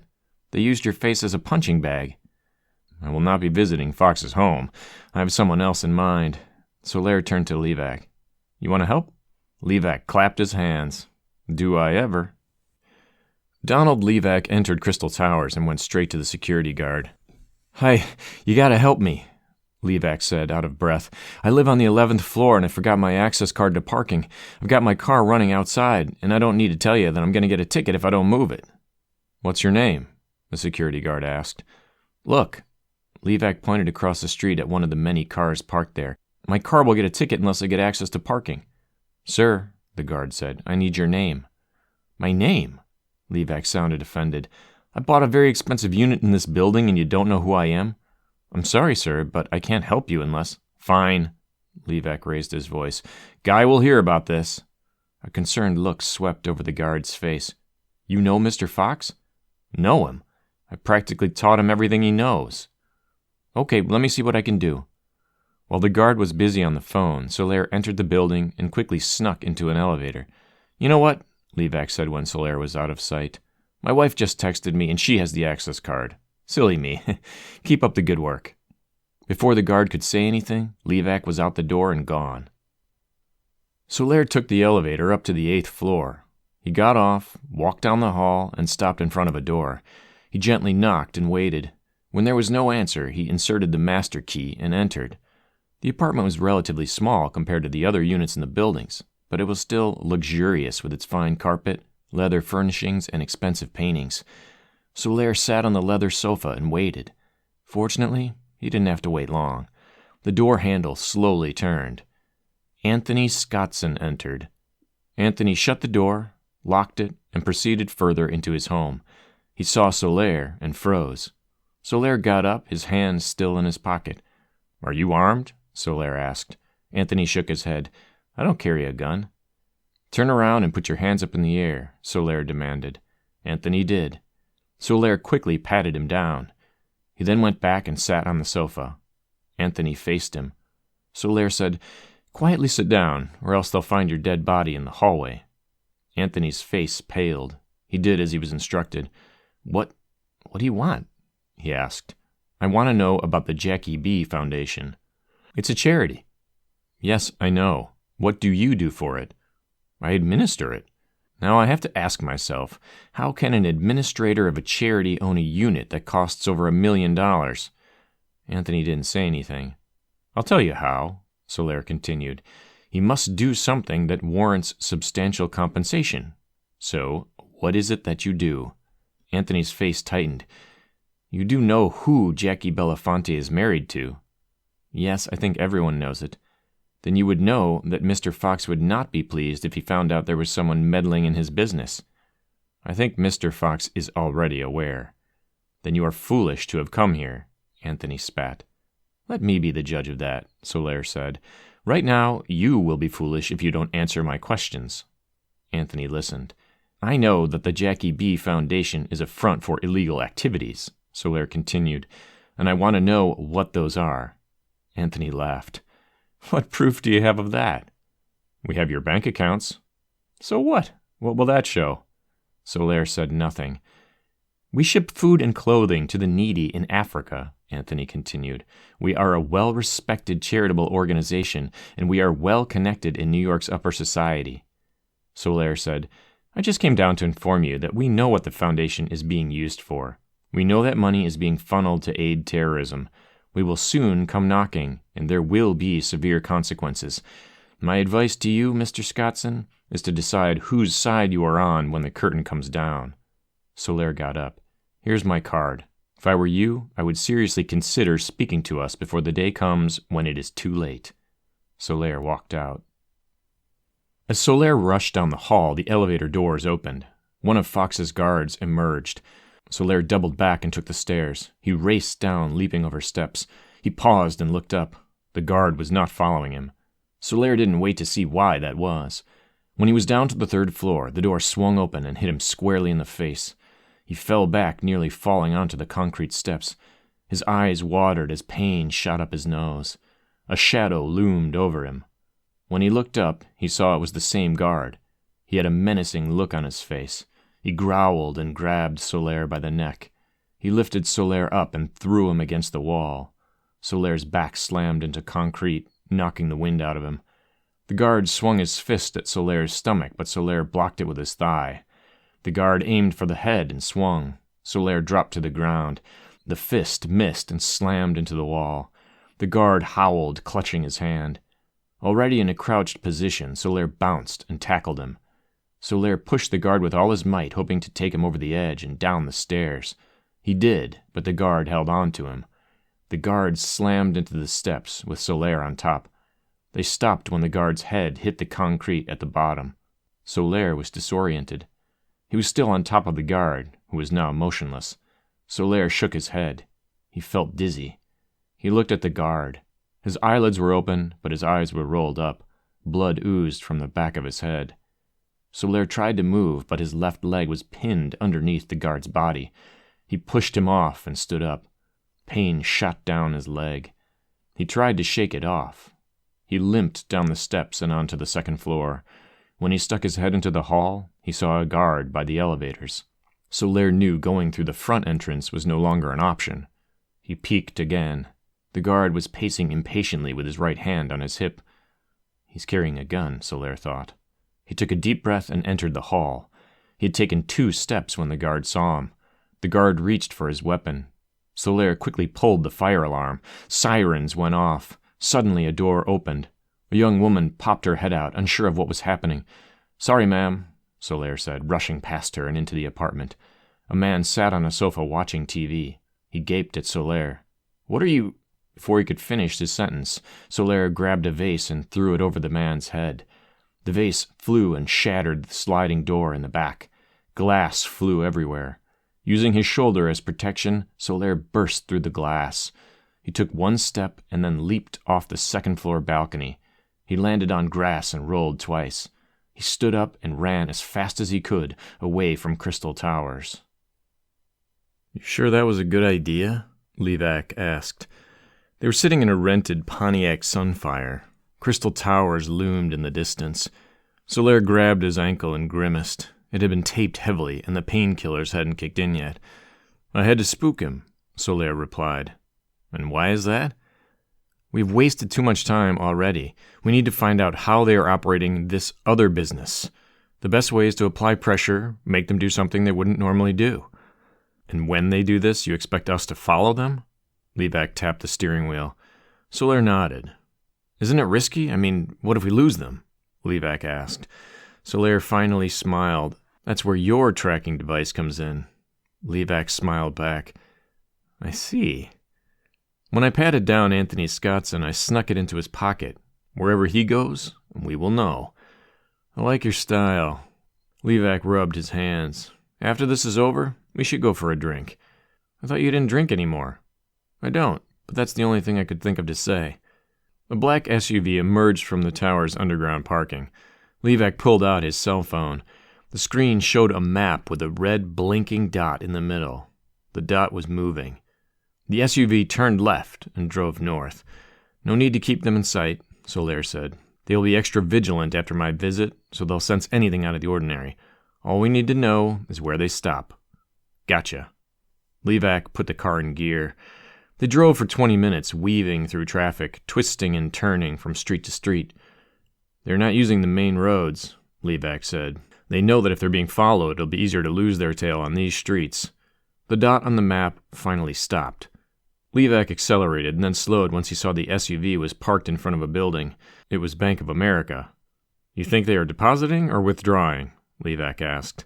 Solaire said nothing, but he kept his focus on the bank. A short while later, Anthony emerged from the front doors. With him were two other men dressed in black. They were holding large silver cases. That's a lot of money to be carrying around, Levac said. Anthony and the two men got in the SUV. Then they did a 360-degree turn and sped away. Let's go, Solaire said. They spent another 40 minutes weaving through traffic, but this time they kept to the main roads. Where are they going? Levac asked. I think New York Harbor, Solaire replied. They were soon confronted with rows and rows of shipping containers. I should have guessed, Solaire said. What? This is where I was brought and roughed up by Fox's goons. I could have told you that, Levac said. Solaire eyed him, and then remembered that Levac had put a tracking device on him first. They drove up carefully. By now, the sun had started to set. There are hundreds of them, Levac said. My guess would be in the thousands, Solaire said. Levac kept one eye on the wheel and the other on the cell phone. Looks like they're still moving. They drove deeper into the harbor, passing the giant metal containers. Okay, they've stopped, Levac said. My guess is they're not too far up ahead. Park on the side, Solaire said. We're walking. They jogged along the tall rows of containers. We should split up, Solaire said. Levac nodded. He went down another path while Solaire moved further ahead. 20 yards in, Solaire heard noises. He paused and listened. They were coming from up ahead. He peeked from behind a container. 2 vehicles were parked in the middle. One was the black SUV, and the other a gray Mercedes. Men were unloading the silver cases from the SUV. Anthony was talking to another person. Solaire couldn't see who it was. His view was obstructed by the SUV. He was thinking about changing positions when something cold touched his neck. He looked up. A man in a suit was aiming a submachine gun at him. Damn, Solaire thought. As he marched to the SUV, he recognized the other person. It was the red-haired man. The man did not smile. Instead, his eyes filled with venom. Get down on your knees, the man with the submachine gun said. Solaire did as he was told. The man approached him. You should have taken my advice and left New York, Mr. Solaire. I hadn't seen all the sights yet. The harbor was my last stop. Now that I've seen it, I'll be leaving. The man finally smiled. This time, you won't be going anywhere. Solaire had a feeling the man was more interested in continuing the beating he had inflicted upon him earlier. Suddenly the door of the Mercedes opened. Jackie Belafonte appeared. She looked as stunning as ever. Her olive skin glowed in the light. Her jet-black hair flowed down to her shoulders. She walked up to Solaire. Her dark eyes sparkled. You don't look surprised to see me, Mr. Solaire, she said, smiling. I knew I had made a mistake somewhere. And what was that mistake? Failing to realize the target wasn't Guy Fawkes, but you. You thought my husband was involved in this? She laughed. "My husband is a businessman. He cares only for me and money. And what do you care for?" "I care for my people." Solaire was confused. "If you haven't guessed, I'm half African. My father was born in the Republic of Congo, my mother in Ohio, while I was born in this very city." "How nice," Solaire said. Her face remained placid. "I have family all over Africa, which means I have a lot invested. There are those who want to bring democracy to the African region. Democracy is just not possible, Mr. Solaire," she said. "People want democracy, but they don't know how to maintain it. Only people with iron fists can control the population, and my job is to make sure that these people are fully supported." "You mean pay for dictators and their militia to kill innocent people?" Jackie scowled. "Like everyone, you're also foolish. There's no such thing as a pure democracy. Even the Western countries that strive for democracy are corrupt themselves. Look at the rich and see how much influence they have on their own government. It's all about self-interest. Why a country invades one country and not the other? Why money is sent to one country and not to the other? Why one country's interests are supported and not the other? It's all about what we get in return and who is giving it." "I'm not an expert on international relations or even foreign diplomacy," Solaire said. "But sending money to individuals who will use it to buy weapons to massacre innocent people sounds like a crime against humanity. There's no other way of looking at it, no matter how you sugarcoat it." Jackie did not say anything. Her stare bore into him. Then she said, "You will never understand." She turned away. Solaire asked, "Why use your charity?" She faced him. "It's not easily traceable. In today's electronic world, there's no way to transfer money without leaving a trail. I'm sure that's how you found us. Cash, on the other hand, can disappear. The charity allows us to deliver this cash to those that require it. I'm sure the poor and less fortunate could use it more." Jackie smiled. "I'm sure they could." "Was it you who had the British agent killed?" Solaire asked. "Yes. He was getting too close." "Your husband isn't aware of your involvement in his death?" "No. He loves me too much to even consider I'm capable of that." "I'm capable of much worse." The look in her eyes revealed that she was. "The first time you got off lucky, Mr. Solaire, but now your luck has come to an end." She motioned to the red-haired man, who cracked his knuckles. He was ready for more fun at Solaire's expense. "No," she said. "End it quick." He pulled a gun from behind his back and aimed it directly at Solaire's head. "Goodbye, Mr. Solaire," Jackie Belafonte said. Solaire prepared himself for the end. He heard a noise. He turned toward the sound. They all did. A Pontiac Sunfire roared at them at high speed. Jackie's goons fired. Hails of bullets ripped through the windshield, tore into the doors, and shattered the side view mirrors. But the vehicle did not slow down. The Pontiac smashed into the SUV like a runaway train. The impact was deafening. The SUV flipped onto its side, the Pontiac thrusting it forward. Along the way, it clipped the Mercedes, spinning at 180 degrees, and then the SUV rolled twice before coming to a halt 20 feet away. Everything happened in an instant. Solaire couldn't believe what he had just seen. Suddenly, there was a smell. He knew what the odor was. Gas gushed out of the SUV as it lay upside down. Before anyone could do anything, the SUV and Pontiac exploded. The power of the blast threw Solaire 10 feet in the air. He landed hard on the ground. A door from the SUV flew over him and cut into a metal container. Flames rose up into the sky. Solaire's face burned from the intense heat. His hands and knees were badly scraped. Skin was torn off his knuckles. He looked around. Everyone was scattered on the ground. This was his chance. He got on his feet. His knees stung, but he ran. Darkness had fallen, making visibility poor. Solaire pushed forward. When he felt he was a good distance away, he stopped to catch his breath. He looked back. The fire had subsided, leaving a cloud of smoke. He shook his head. He had come here for a reason, to gather evidence. He couldn't leave without it. Against his better judgment, Solaire turned and headed back. He approached the scene of the explosion and carefully surveyed the destruction. Pieces of the burned SUV lay scattered everywhere. The Pontiac stood to one side, its front completely crushed in.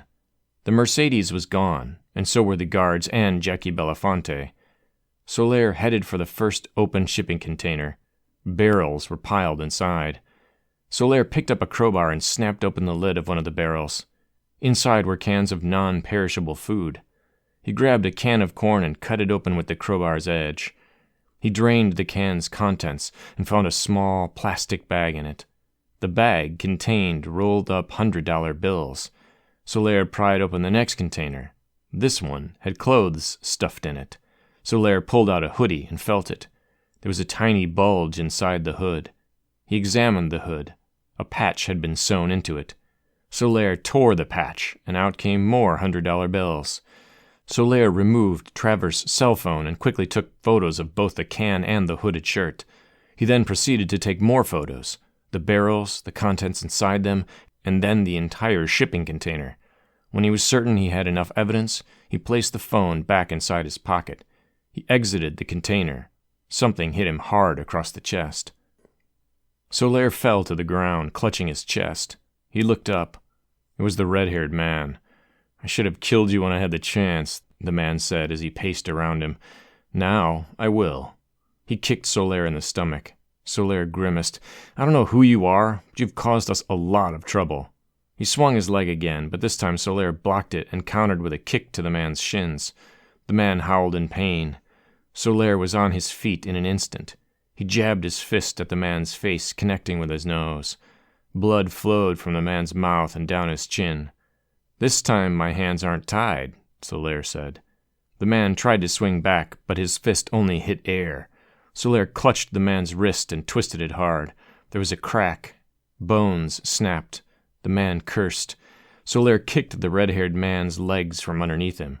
The man lay on his stomach, writhing and holding his hand. He tried to crawl away, but Solaire hovered over him. When Solaire turned him over, he didn't realize the man was holding a piece of metal from the SUV. The red-haired man swung the metal piece hard, connecting with Solaire's forehead. Solaire stumbled back. He shook his head and saw the man crawling in another direction. Solaire realized why. A gun lay to one side. When the explosion had occurred, the impact must have forced the gun out of the man's hand. Solaire raced after him, but he was too late. The man grabbed the gun, turned, and fired in Solaire's direction. Solaire ducked and rolled, and in one motion he grabbed the crowbar and threw it at the man. The crowbar spun in the air and lodged in the red-haired man's arm. He screamed. The gun dropped from his hand. Solaire dashed over and retrieved the gun. The red-haired man was clutching his arm, thrashing in pain. Solaire got on top of him and punched him several times in the face. The man was covered in cuts and bruises. "Now you know how it feels to have your face pummeled," Solaire said. The red-haired man had nothing but contempt for him. Solaire aimed the gun between the man's eyes. He tightened his grip on the butt, his finger on the trigger. Every fiber in his body was saying, "Pull it." He had endured so much, and now he wanted to end it. But then his body eased, and he relaxed. "I don't kill," Solaire said. "It's not my style." Solaire left the red-haired man lying on the ground. The red-haired man watched Solaire disappear into the shadows. He would go after him, he knew. He would find Roman Solaire, and he would kill him. He got on his feet. He pulled the edge of the crowbar out of his arm and hurled it far. He spat blood. Solaire had made a huge mistake, a mistake he would regret. He heard a noise. He turned. A figure emerged from the shadows. Before the man could say anything, 2 gunshots were fired. The first bullet tore through the red-haired man's chest. The second went straight between his eyes. The man fell to the ground like a rag doll. Donald Levac put the gun back inside his jacket. "I do kill," he said. "It is my style." Solaire unlocked the door to his room and entered. He was battered and bruised, but he didn't care. It was over. He turned the lights on and stopped. Seated near the balcony doors was Travers. "Why am I not surprised to see you?" Solaire said. He walked straight to the bathroom. He cleaned himself up and came out. Travers said, "I spoke to Levac, and he told me how the money was being smuggled across the ocean." Solaire pulled out the cell phone and threw it in Travers' direction.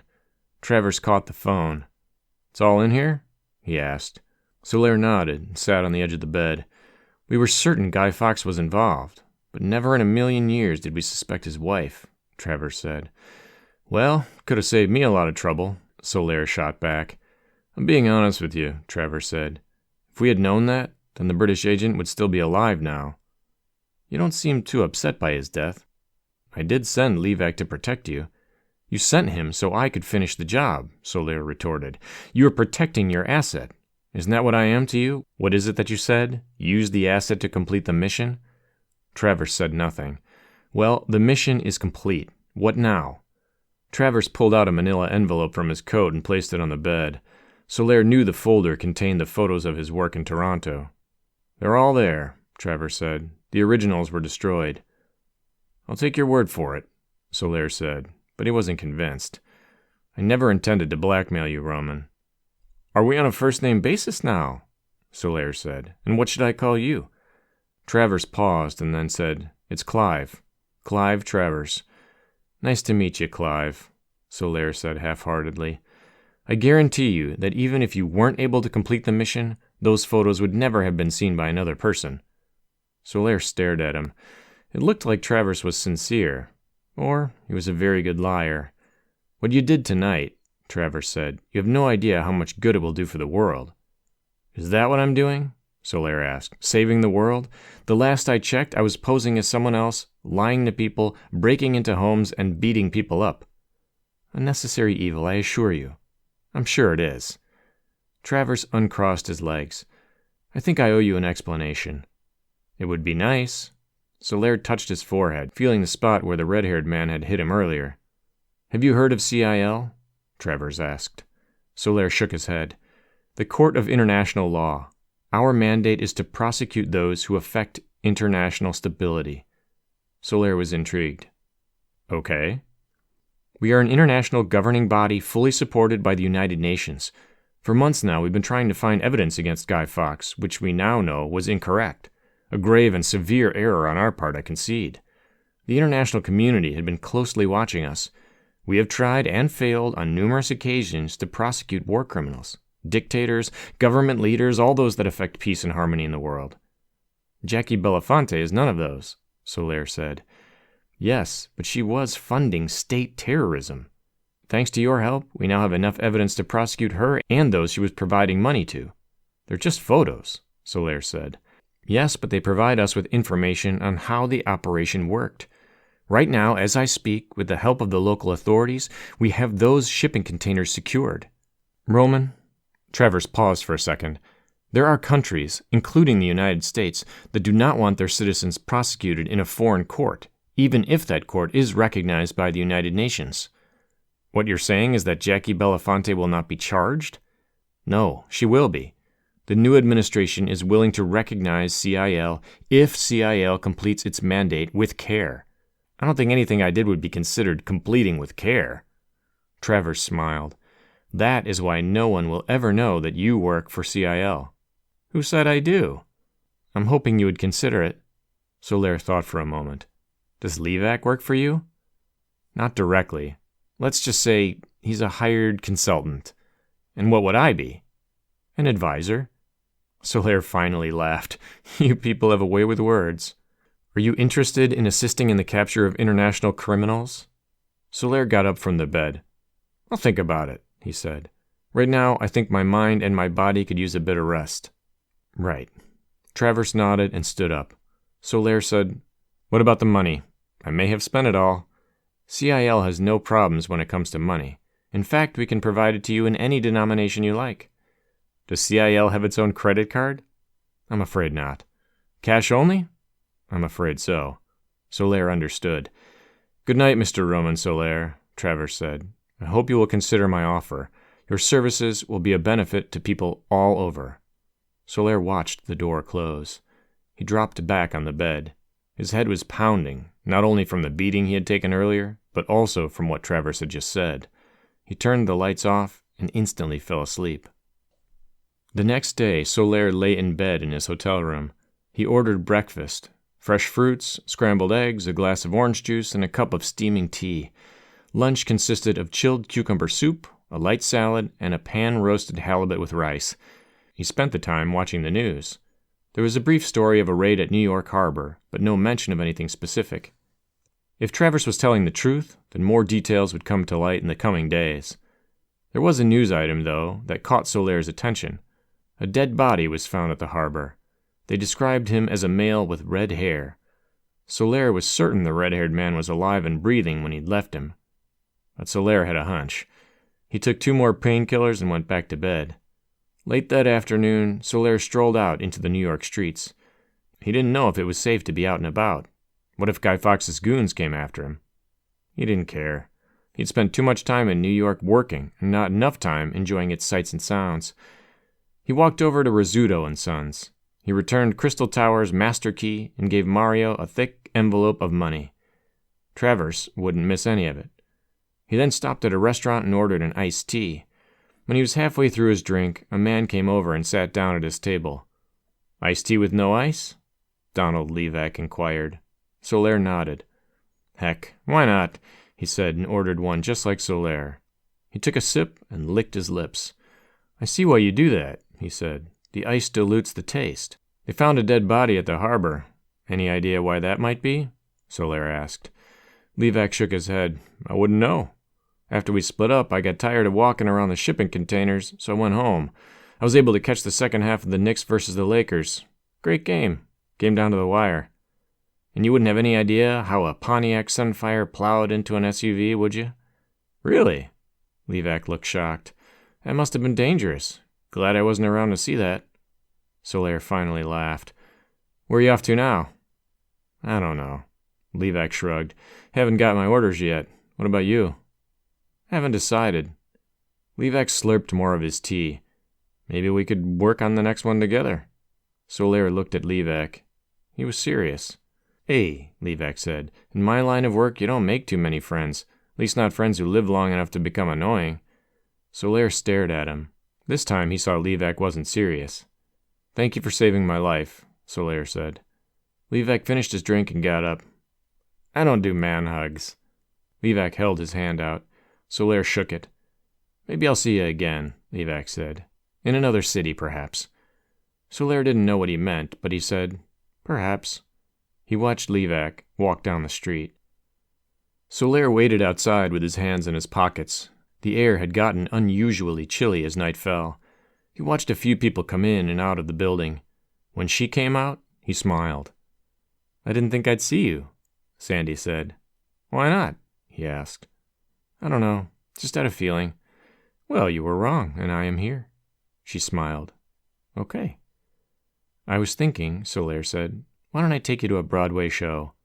Sandy eyed him. "Listen," he said, "I can't leave New York without at least seeing one show. What's the point in coming all the way here?" "You're leaving?" Sandy seemed disappointed. "My flight's tonight." "You can't stay?" He shook his head. "I've got my orders. So, Ms. Sandy Williams, would you like to take Mr. Roman Solaire out on the town?" "Yes."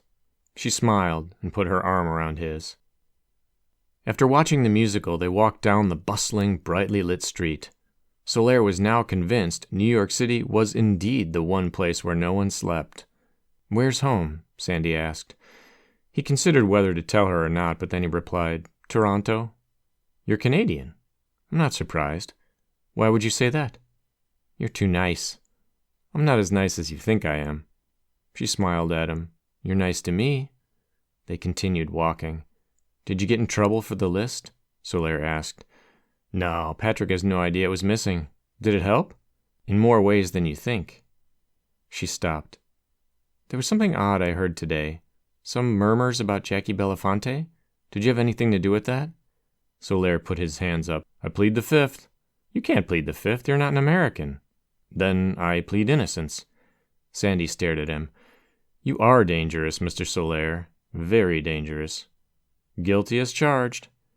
They continued walking and then stopped in front of a building. "My place," she said. "You still enjoy working at the real estate agency?" Solaire asked. "What can a girl do?" Sandy shrugged. "Got rent to pay." Solaire put his hand inside his jacket and pulled out an envelope. "What's this?" she asked. "Take it." She opened the envelope. Inside was a card. It read, "Go live your dream. Be a star on Broadway." The envelope was filled with $100 bills. "It's a lot of money," she said. "My way of saying thanks," he said. "I don't know," she said. "Do you want to keep working for Patrick?" he asked.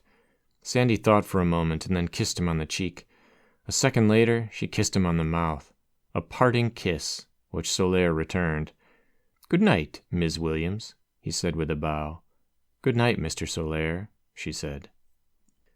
Solaire went back to the Ritz-Carlton. He packed his bag and then waited by the hotel door. A familiar taxi halted.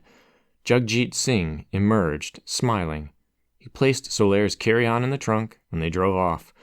Jag had a million questions regarding Solaire's visit to New York. Solaire politely answered all of them, without giving any details. They reached JFK International Airport. Jag quickly retrieved Solaire's carry-on. "Will you come back to New York?" Jag asked. "I think I will, but next time it won't be for business," Solaire replied. Closing credits. This has been the Solaire Trilogy, written by Thomas Fincham, narrated by John B. Lean. Copyright 2020 by Thomas Fincham. Production copyright by Thomas Fincham.